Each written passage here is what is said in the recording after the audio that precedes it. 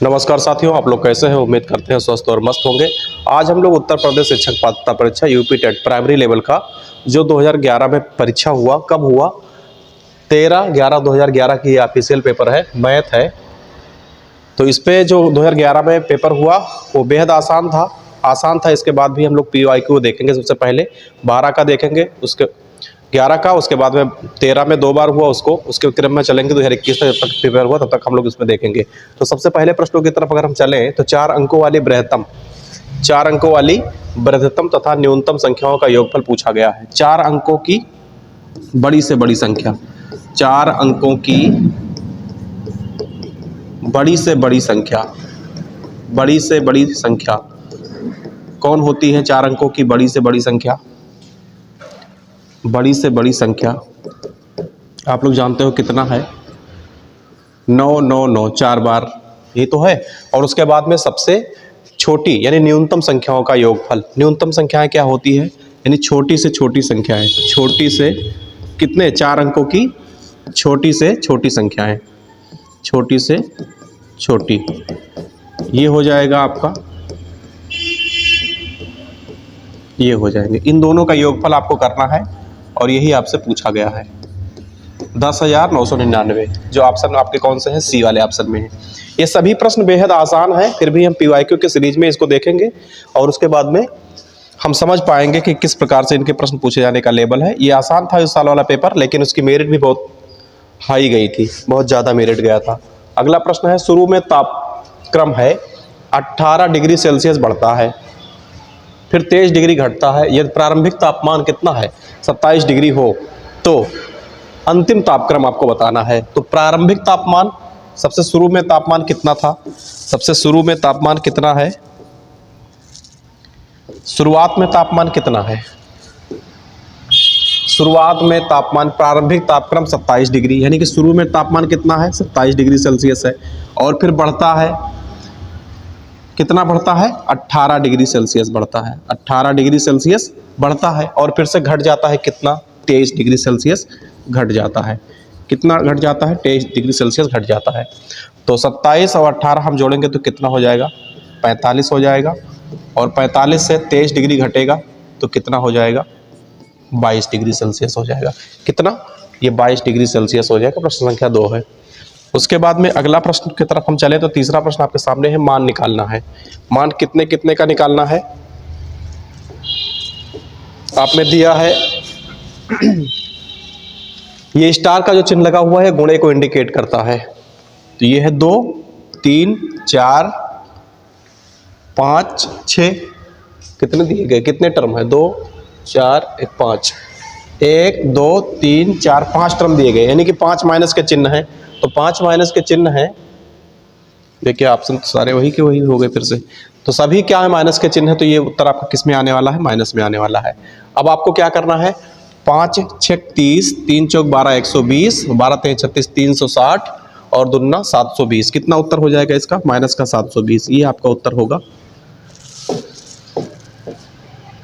अगला प्रश्न है 8 kg, 8 किलो 350 ग्राम से 3 किलो 178 ग्राम को घटाना है। तो देखिए 8 kg किस में दिया है? 8 kg आपका दिया है किलोग्राम में, और इधर भी 3 kg कितने में दिया है? किलोग्राम में। तो 8 से अगर हम 3 किलो घटा देंगे तो कितना बचेगा? 5। भाई 8 किलो कोई वस्तु आपके पास है, उसमें से 3 kg अगर हम घटा देंगे तो कितना बचेगा?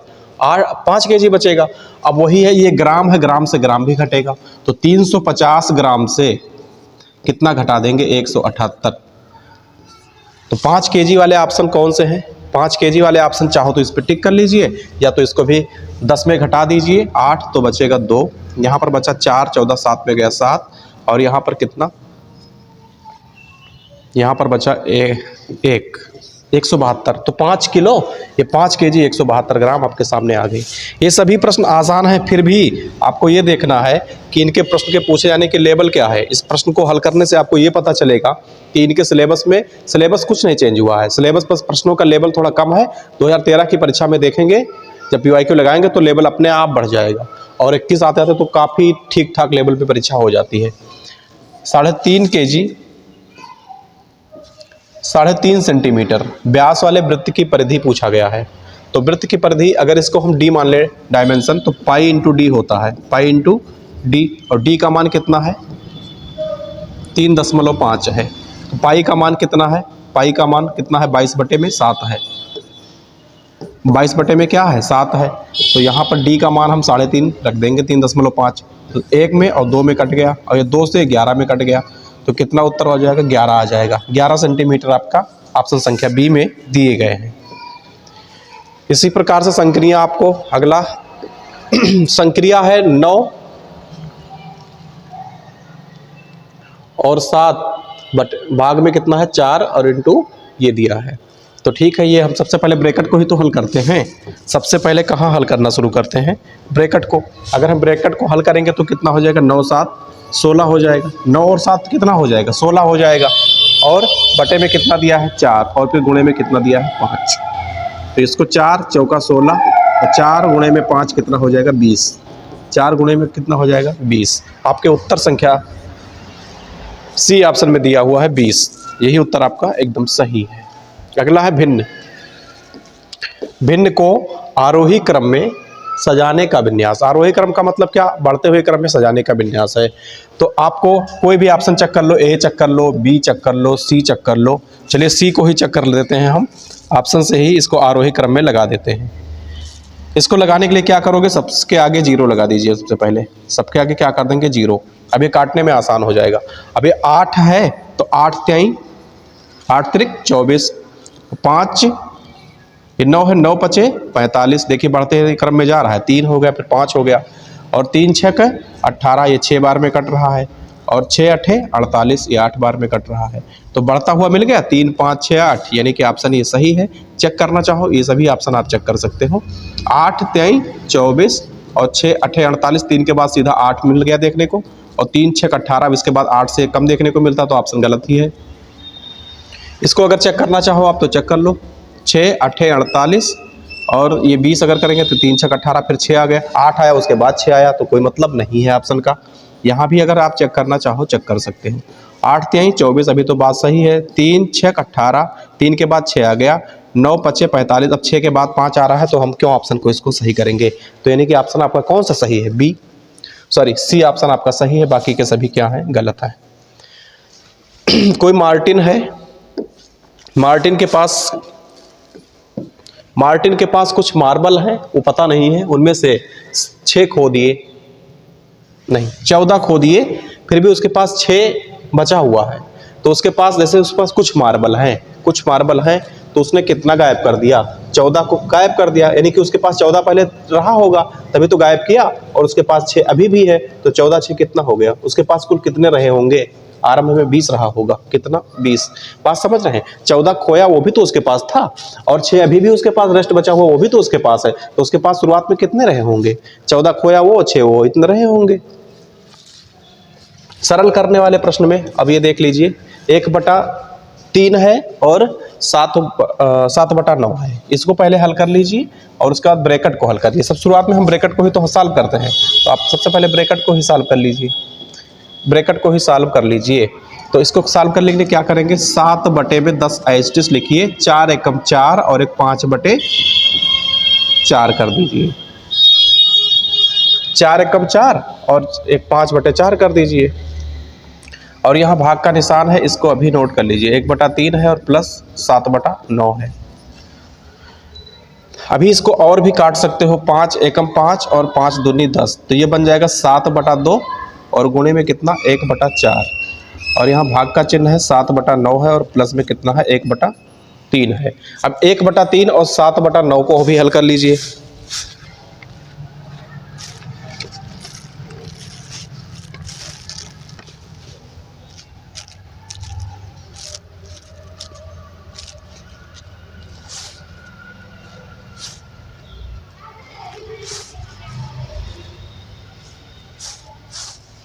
तो 1/3 है, 1/3 है और प्लस में कितना है 7/9 है।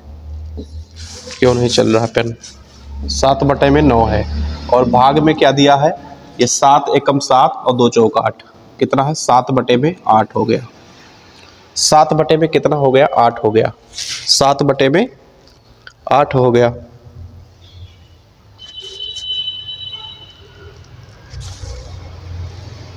अब हम क्या करते हैं, इसको 1/3 और प्लस में ये भाग का चिन्ह है तो इसको गुणा का बनाने के लिए क्या करेंगे हम?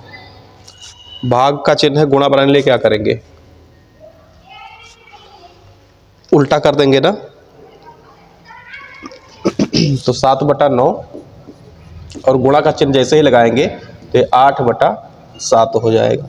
अब ये 7 से 7 कैंसिल होगा तो 1/3 और प्लस 8/9 हो जाएगा। अब 3 9 का लासा कितना होगा? 9 ही होगा। और यहाँ 3 का गुणा करवाएंगे तो यहाँ भी 3 का गुणा होगा, तो ये कितना हो जाएगा? 3 और यहाँ 1 का, और यहाँ कितना? 1 का। तो 3 और प्लस 8, 8/9, 8 3 11, 8 3 11/9 कितना हो जाएगा? 11/9।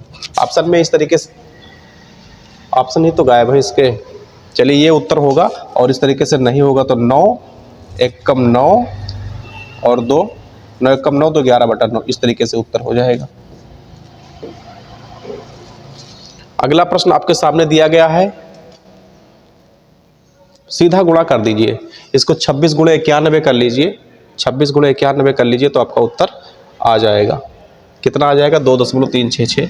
ये वाला 100 नंबर क्वेश्चन का आप लोग हल करके देख लीजिएगा।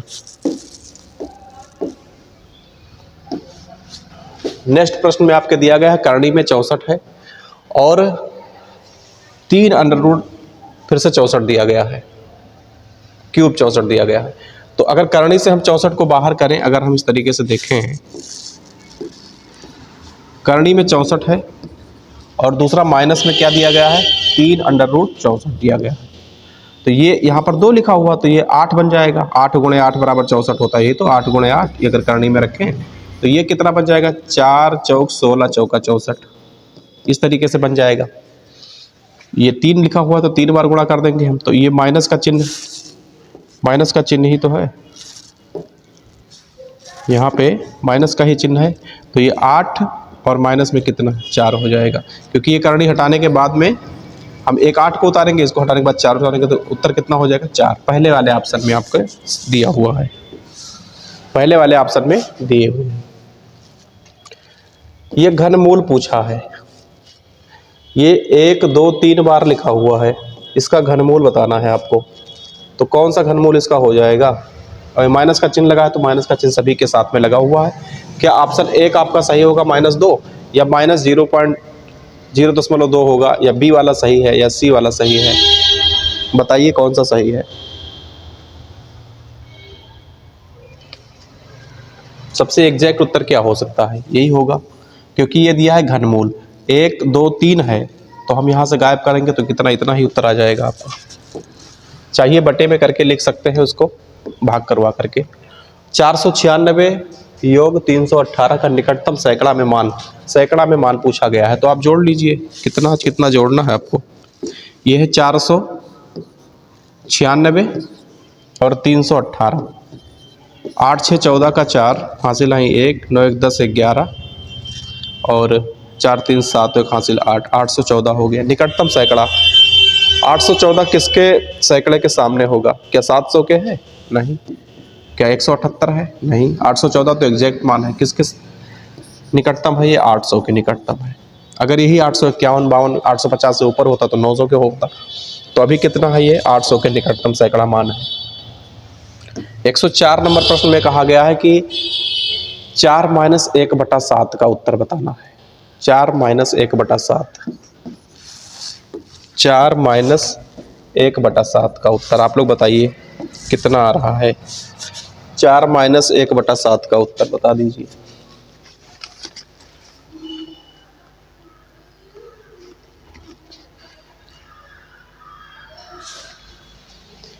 चार सतह में कितना होता है? 28 में 1 जाएगा, कितना हो जाएगा? 27। 4 सतह 28 में 1 जाएगा, कितना हो जाएगा? 27/7। क्या उत्तर कहीं आ रहा है? नहीं आ रहा है। तो क्या करें? 7 चौक 28 ज़्यादा हो जाएगा, 7 त्रिक 21 और 6 27, इस तरीके से उत्तर 3.6/7, 3.6/7 ऑप्शन संख्या बी में दिख रहा है। ऑप्शन संख्या बी में दिख रहा है। 104 के बाद 106 नंबर प्रश्न आपके सामने है। एक आयताकार टंकी की लंबाई 6 मीटर है, चौड़ाई कितना दिया हुआ है? चौड़ाई आप में दिया हुआ है 2.4, चौड़ाई कितना है? 2.4 है, और गहराई दिया है 1 मीटर। आधा भरा हुआ टंकी में जल का आयतन, तो पूरा आयतन पहले निकाल लेंगे, उसके बाद में इसका आधा कर देंगे तो आयतन पता चल जाएगा। आयतन कितना है? इसका आयतन कितना है? आयतन निकालने के लिए क्या करते हैं? लंबाई गुणे में चौड़ाई और गुणे में ऊंचाई। तो लंबाई आपका कितना दिया है? 6, और चौड़ाई कितना दिया है? 2.4, और ऊंचाई 1 दिया है। इसको आप सॉल्व कर लीजिए। 24 × 72 दूना 144 गुणे में 1, तो कितना हो जाएगा? 14.2 हो जाएगा। कितना हो जाएगा? 14.2। अब ये तो पूरा आयतन है इसका, लेकिन इसने कहा आधी भरी हुई टंकी, तो इसका आधा निकालने के लिए क्या करेंगे? 2 से भाग कर देंगे, इसका आधा कर देंगे, तो 7 का आधा कितना हो जाएगा? 14 का आधा 7, और यहाँ 7.2 आपका डी वाले ऑप्शन में लिखा हुआ मिल रहा है। दो समांतर रेखाएं के बीच की दूरी क्या होती है? दो समांतर रेखाओं के बीच की दूरी क्या रहती है? अगर दो समांतर रेखाएं हम बना दें, ये दो समांतर रेखा और इसके बीच की दूरी क्या रहता है? बताइए कैसा है इसके बीच की दूरी? दो समांतर रेखाओं के बीच की दूरी क्या होगी? बराबर ही होगी हमेशा। क्या होगी? बराबर रहेगी। दो समांतर रेखाओं के बीच की दूरी बराबर है। 270 माप का कोण किसका उदाहरण है? क्या न्यून कोण है? नहीं, ये न्यून कोण तो नहीं है। अधिक कोण? ये भी नहीं है। समकोण 90 अंश वाला होता है, 90 से कम, 90 से अधिक। प्रतिवर्ती कोण होगा, किसका है? प्रतिवर्ती कोण का उदाहरण है 180 से अधिक। 109, 108, 144 का लासा निकालना है। लासा निकालने के लिए आप तो बहुत आसानी से जानते हो लासा किस प्रकार निकाला जाए। तो 109 नंबर प्रश्न में दिया गया है 108 का 144 का लासा। 108 और 144 का लासा आप निकाल लीजिए। 108 और 144 बेसिक विधि से निकाल लीजिए। सरल प्रश्न बहुत ही आसान है। 2 से कर देंगे तो 108 का आधा कितना? 54, और इसका हो जाएगा 72। फिर 2 से कैंसिल करेंगे हम तो ये 27 हो जाएगा, और ये 36। फिर 2 से कैंसिल करेंगे तो 18, और 27 एज इट इज लिखा रहेगा। फिर 2 से कैंसिल करेंगे तो 9, और 27 ही लिखा रहेगा। फिर इसके बाद में क्या करेंगे? 3 से भाग करेंगे, 3 9 में 27, 3 त्रिक का 9, फिर 3 से करेंगे 1 और 3, और फिर 3 लास्ट शेष बच गया है, ये इतना हो जाएगा आपका। तो 3 त्रिक का 9, त्रिक 27, दुन्ना 54, दुन्ना 108, 108 दुन्ना 108, 216 दुन्ना 432। ये वाले बी वाले ऑप्शन में दिया हुआ है 432। 109 नंबर प्रश्न का उत्तर कितना हो गया है? 432। अगले प्रश्न की ओर चले तो अगला प्रश्न आपके सामने है 110 नंबर प्रश्न में। आप देख पा रहे हैं त्रिभुज की भुजाएं कितना है? 5 सेंटीमीटर है, 12 सेंटीमीटर और 13 सेंटीमीटर। ये पूछा है किस प्रकार की ये त्रिभुज है। त्रिभुज का प्रकार बताना है आपको। ये इस तरीके से समकोण ही है। ट्रिपलेटिंग में भी आपने पढ़ा होगा कितना। ये सबसे बड़ी भुजाकर्ण होती है जो 13 है, ये 12 है, और उसके बाद में वो कितना है? 5 है। इन दोनों में ऐसा अंतर संबंध है, चाहे 5 इधर लिखो, चाहे 12 इधर लिखो, चाहे 12 5 इधर लिखो, सबसे बड़ी संख्या 13 होनी चाहिए। और 5 12 13 की ट्रिपलेटिंग भी है। आप चाहो तो पाइथागोरस प्रमेय लगा करके भी चेक कर सकते हो इसको। 5 का स्क्वायर और 12 का स्क्वायर दोनों जोड़ने के बाद में 13 के स्क्वायर के बराबर होना चाहिए। उदाहरण किसका है? समकोण का है ये। उदाहरण किसका है? समकोण का। ट्राईसाइकिल में कितने? ट्राई का मतलब ही 3 होता है। ट्राई का मतलब क्या होता है? 3, और 3 ट्राई साइकिल में, एक साइकिल में 3 पहिया होगा तो 9 साइकिल में कितने होंगे? 9 ट्राई साइकिल में पूछा गया है तो कितने होंगे? 27। कितने पहिए होंगे? 27 पहिए होंगे। आगे पूछा गया है कि ये 10 10.5 या 10 सही 1/2 मीटर लंबी रस्सी से कितना काट दिया गया है? काट दिया गया है 4 सही या 4.5/8। तो ये बन जाएगा, या तो चाहो पूर्णांक से पूर्णांक घटा लीजिए। 10 से 4 घटा दीजिए तो कितना आएगा? 6। 10 से 4 घटा देंगे तो 6 आएगा। 1/2 से 5/8 घटा दीजिए या पूरा ही घटा लीजिए, कोई दिक्कत है नहीं। 10 दूनी 20 एक 21 बटे में 2, 10 दूनी 20 और 21 बटे में 2, और यहाँ से घटा देंगे 4 और 32 और 5 37 बटा 8, 8 चौक 32, 5 37 बटा 8 घटा देंगे इसको, तो इसका उत्तर प्राप्त हो जाएगा। इसका लासा कितना हो जाएगा 8, तो यहाँ भी 4 की गुणा करेंगे तो यहाँ भी 4 की करेंगे तो ये बन जाएगा 84, यहाँ 1 की करेंगे तो यहाँ भी 1 की करेंगे तो ये बन जाएगा 37। 37 से 84 घटाएं आप, कितना आ रहा है 47 बटा 8 में आ जाएगा, 47 बटा 8 आ जाएगा, जो 8 बचे 40 और 7 47, इस तरीके से उत्तर आएगा। 5 सही 7 बटा 8 इसमें है। आप चाहो तो पहले पूर्णांक को घटा लीजिए, 10 से 4 घटा दीजिए तो 6 आएगा, और 1 बटा 2 से 5 बटा 8 भी घटा दीजिए तो भी उसका उत्तर मिल जाएगा आपको। मान ज्ञात करना है, ये कैसे प्रश्न लिखा हुआ है, 37.188 भाग में 3.6। अच्छा, इसमें है ये 37.188 को भाग कर दीजिए किससे, 3.6 से, इसका भाग कर दीजिए, बस उत्तर आपको मिल जाएगा। भाग कर लेना, सी वाला ऑप्शन इसका एकदम सही है। अगला प्रश्न है 999 तथा 3000 के बीच में 4 अंकों वाली कितनी संख्याएं हैं। 999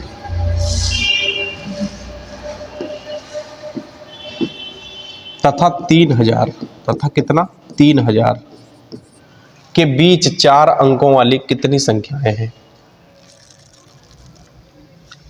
तो ये 3000 है, पहले 3000 हो गए, और 999 के बीच 4 अंकों वाली कितनी संख्याएं आएंगी।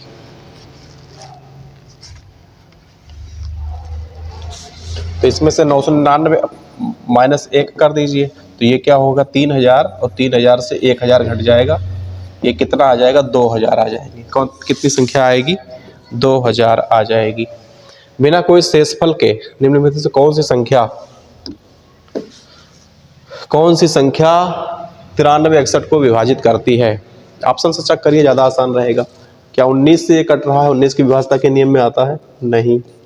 सरल वाले क्या 13 की विभाजता के नियम में, क्या 17 की विभाजता के नियम में। सबसे पहले 11 की विभाजता को नियम को चेक करते हैं, यदि बात नहीं बनेगी तो आगे चलेंगे हम।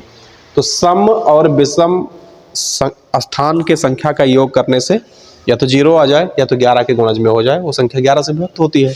तो ये देखिए, ये सम संख्या या सम स्थान है, ये एक छोड़ के हम लेंगे तो सम है, मतलब ये दूसरा है और एक के बाद में चौथा है। तो ये 3 है और 1 है, 3 1 कितने हो गए 4, और 9 6 कितने हो गए, ये हो गए 15, और उल्टा लिख दिया हूँ, 15 से 4 जाएगा तो कितना आ जाएगा 11, ये 11 के गुणज में आ गया। इसका मतलब क्या है, ये संख्या 11 से विभक्त है, ये संख्या क्या है 11 से विभक्त है। पूछा गया है कि 1 और 1/2 में कितने आधे हैं। तो 1 में तो 2 आधा हो गए भाई, इसमें कितने 2 आधे हो गए, ये खुद में 1 आधा है, तो कितने आधे हो गए 3 आधा हो गया। कितने आधे हो गए 3 आधा हो गया है। अगला प्रश्न आपके सामने है,